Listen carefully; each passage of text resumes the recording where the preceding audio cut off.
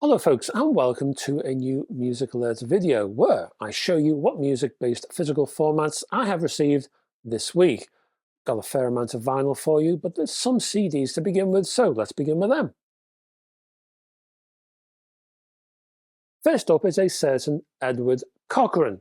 Eddie to some, always Edward to me and his mother.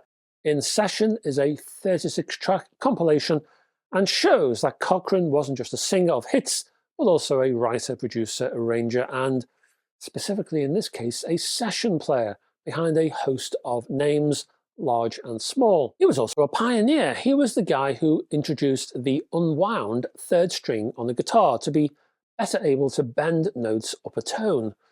But it's as a session guitarist itself that this compilation focuses as he plays on records from everyone from Gene Vincent to the blonde bombshell Mamie Van Doren, and a host of, for the want of a better description, lesser names, people like the Huskies and the Tigers and Sherman Scott. It's a fascinating collection. Next up is Anthony Perkins. This one is called Pre-Psycho, the teen years, 1956 to 58. This is a 2-CD set. Many people, though, are not even aware that the Hitchcock baddie Psycho star Anthony Perkins had a teen idol music career in his youth for the likes of Appice and RCA Victor, but yes, and here it is, here's the proof. This, as I say, is spread over 2 discs, and Perkins produced, well, a few albums, including a self-titled release for Appice on a rainy afternoon for RCA, and a host of singles in his time with the likes of When School Starts Again and Melody for Lovers as 2 mere examples. And it's all on this collection. This is a 52 tracker and it's packed with goodies. Next we have this 28 track collection from the fascinating Nina and Frederick. Now this collection is called Where Have All the Flowers Gone? Now, you may not have heard of Nina and Frederick, but Nina and Frederick, well, they were truly aristocratic.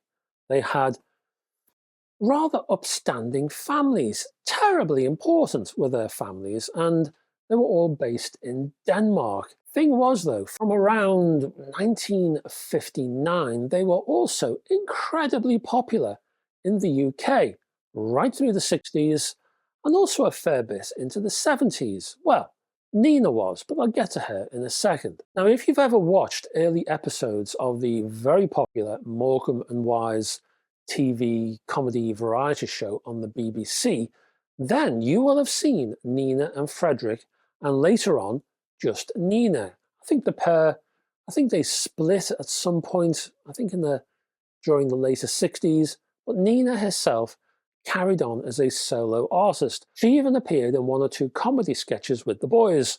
As for the music itself on here, think folk harmonies, that kind of direction.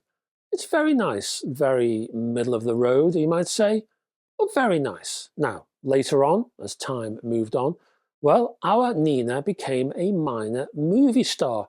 She appeared, for example, in the film The Long Goodbye, a sort of Philip Marlowe story starring Elliot Gould. As for Frederick, well, Frederick, he didn't fare so well. He actually ended up becoming a drug trafficker. And later on, well, he and his then wife, because he remarried, he was shot. Well, they were both shot, actually. They were standing on their yacht in the 90s, and yeah, they were shot. Finally, check out Mary Adams, or is it Mary Adams? I think it's Mary Adams, and a CD collection called I'm the Bluest Gal in Town. She was known as TV Mama. Why? Well, because she was a large lady with a wide screen. She appears here with her friend Johnny Otis, and there's the lead singer with the group 3 Tons of Joy. So that means her hit appears here as well.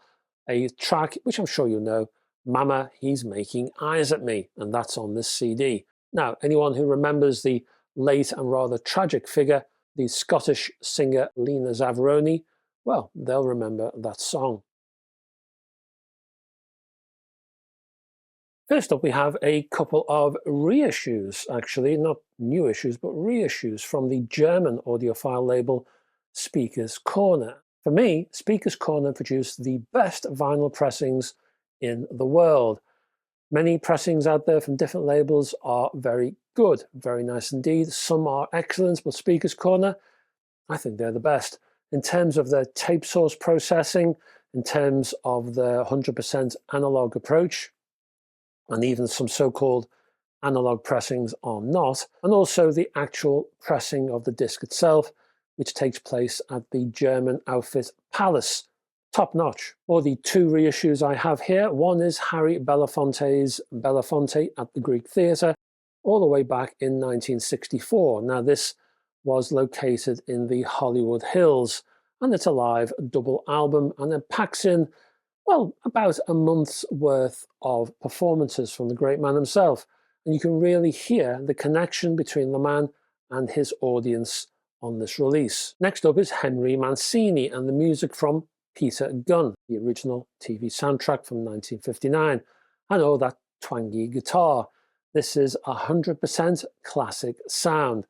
This is Mancini gone jazz, and it's superb. Next up, we have the Scottish indie rock quartet The View and their album Exorcism of Youth, pressed on red vinyl via Cooking Vinyl. That's the label.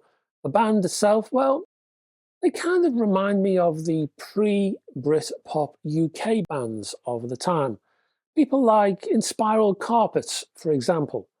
If not exactly, then in that general area, I would say. Next on the Crispin Glover record label is Cobra Kraft, a 5-piece from Norway, and their 6-track debut album. It's called Baptism of Pedro del Zorro. I have the vinyl version of the album, as you can see here, but I believe there's only 300 copies. Well, 299. This one has been released, and since then it's stayed pretty much under the radar. And it's kind of stayed there. What you have here is, well, it's a combo. It's modern jazz, although modern jazz, it sounds a bit like the progressive jazz that George Shearing talked about when he introduced the whole concept back in the 50s. And then you've got rock. There's some heavy guitar here at times. There's some heavy rock. It's a weird combination. Definitely interesting though. Next up is a rather lovely box set from Rhino based on 2 live shows from Jeff Beck, also Vanilla Fudge and Cactus duo Tim Bogert and Carmine Appice, whose last name can be pronounced in 47 different ways apparently. But Appice is the common pronunciation, so I hear from the man himself. This short-lived 3-piece supergroup released a 1973 album. It was good if you enjoy 70s rock. Definitely has that classic sound of the decade. It's not the best rock album you'll ever hear in your life. It's a little heavy-footed, you might say, but a decent release for rock fans to enjoy nevertheless. And it was nice to see where Jeff Beck's head was at that time, in a heavy rock mode, I guess. The trio also produced a live album at the same time, but it was only released in Japan, and it was a Japanese concert, which is where this live box set comes in. The rights for that Japanese exclusive, well, that's now reverted back to the group, and that particular concert took place in Osaka in May of 1973. And now that rare live outing, it's in this box, a 4-LP box set. In addition, though, there is a new live concert, a second concert in this same box, and that's been included here. This is a Rainbow Theatre London concert from a little later in January 1974. Both shows where this trio is actually at. That is, I much prefer these live concerts to the studio album. The live concerts, well, they kind of up the energy. They give more room for Beck to, well, rock out and experiment, basically, while the band itself sounds more relaxed, and they play with a smile. The box itself is very nicely produced. It offers a 40-page hardback book. You also get a replica tour book, and you get a poster. if you want to know more about this band, I would recommend starting right here with this box. Expect the release of this nifty set on the 15th of September 2023. And well, with box sets, I like to include a price because, well, they can be quite expensive and you really need to know what you're getting yourself in for. So prices, £140 or $150 or €160. Finally, from Warner Records is The Collection, well, Collection 1, I think it's officially called, 1978 to 1984. This includes, well, this slipcase includes 6 albums, the first 6 from the band Van Halen. This vinyl set, pressed on black vinyl, arrives as a 6-album package, as I say, and in the slipcase you will find Van Halen, that is the self-titled album from 1978, Van Halen 2 from 79, 1980s Women and Children First, Fair Warning from 1981, Diver Down from 1982, and 1984 from 1984, of course. This is Collection 1. Collection 2 will be there on, I think it's the 6th of October 2023, and Collection 2 will appear as vinyl and CD releases, box sets both, covering the albums from 1989 to 2004, I think, with Sammy Hagar in tow. For this collection, Collection 1, expect to pay around £120 or $120 or €149. All of these prices that I've mentioned today, they can go up and down, you know the way things are, but they're the general ballpark figures. And that's it, folks. Thank you very much for staying to the end of this video. And if you could click down below the like and subscribe buttons, it would help this channel a lot, as always. And what else have I got for you? Further down, I have a few links for some of the items we've seen today. And what else? There are more links further down to my website and my Facebook group and my Patreon page as well, which includes the Hi-Fi News Etc. videos, which all live over there now. So there's a new one appearing this week, and there's been one last week, and there's one next week. So if you want to see Hi-Fi News, lots of Hi-Fi News, of course, with trivia as well, music trivia, and hints and tips and stuff, check out Patreon, and that's an exclusive video. There's other stuff over there, lots of music-related stuff as well. Check it out, see what you think. Anyway, I'll be back on Sunday with a hi-fi review of some sort, and I hope to see you then. Until then, folks, bye-bye for now.